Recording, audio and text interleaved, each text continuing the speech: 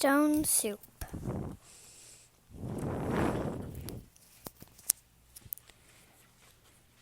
A young man was walking. He walked and he walked. He walked all night and he walked all day. He was tired and he was hungry. At last he came to a big house. "What a fine house," he said. "There will be plenty of food for me here." He knocked on the door. A little old lady opened it. "Good lady," said the young man, "I'm very hungry. Can you give me something to eat?" "I have nothing to give you," said the old lady. "I have nothing in the house. I have nothing in the garden." And she began to close the door. "Stop," said the young man. "If you will not give me something to eat, will you give me a stone?"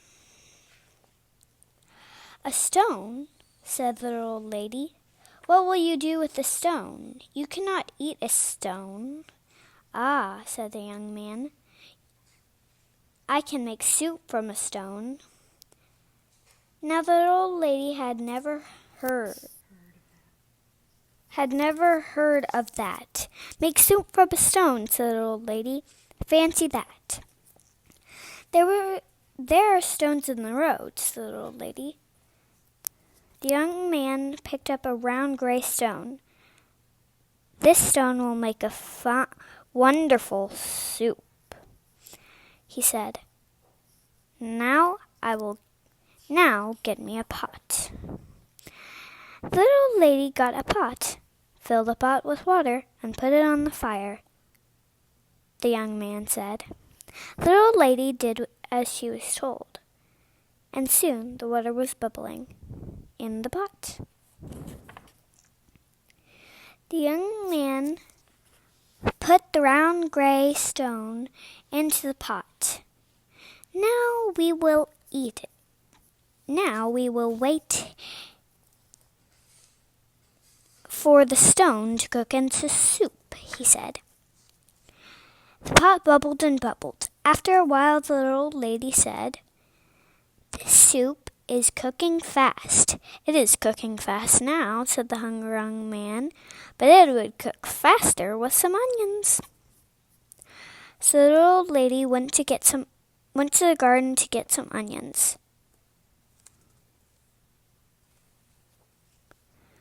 And to the pot went the yellow onions with a round gray stone. "Soup from a stone," said the old lady. "Fancy that." The pot bubbled and bubbled. After a while the little old lady said, "This soup smells good."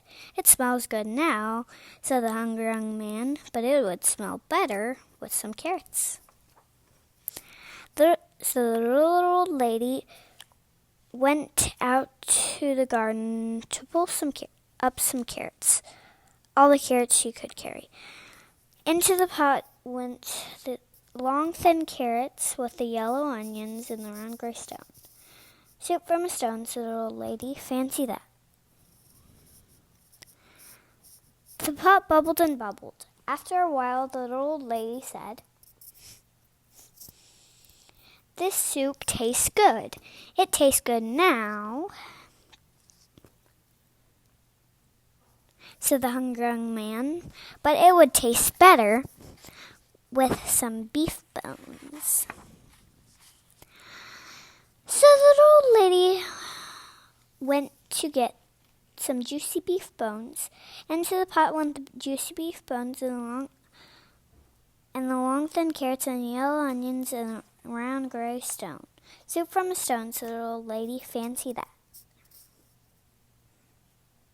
The pot bubbled and bubbled. After a while the little lady said, "This soup is fit for a prince." "It is fit for a prince now," said the hungry young man, "but it would be fit for a king with a bit of pepper and a handful of salt." So the little lady got the pepper and the salt.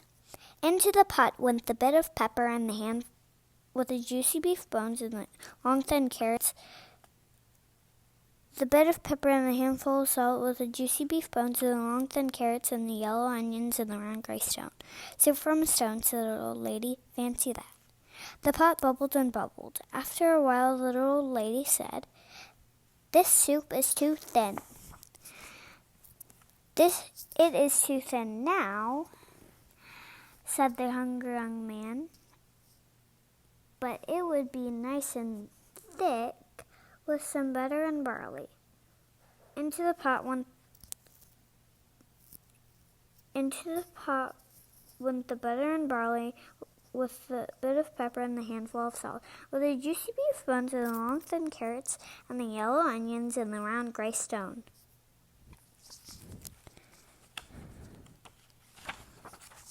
Soup from a stone, said the old lady. Fancy that. The pot bubbled and bubbled. After a while, the little old lady said, "This soup tastes good." Again.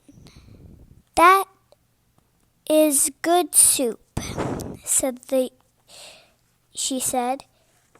"Yes," said the hungry young man. "This soup would be fit for a king. Now we will eat it." "Stop," said the little old lady. "This soup is indeed fit for a king. Now I will set the table fit for a king." So she took out her best tablecloth and her best dishes. The little old lady and the hungry young man ate the soup, all the soup. The soup made with butter and barley, a bit of pepper, and a handful of salt, with the juicy beef bones and the long thin carrots and the yellow onions and the round gray stone. "Soup from a stone," said the old lady. "Fancy that. Now I must be on my way," said the young man. He took the stone out of the pot and put it into his pocket. "Why are you taking the stone?" said the old lady. "Well," said the young man, "the stone is not cooked enough. I will have to cook it some more tomorrow." And the young man said goodbye. He walked on down the road. He walked and he walked. "What a fine supper I will have tomorrow," he said to himself. Soup from a stone. Fancy that.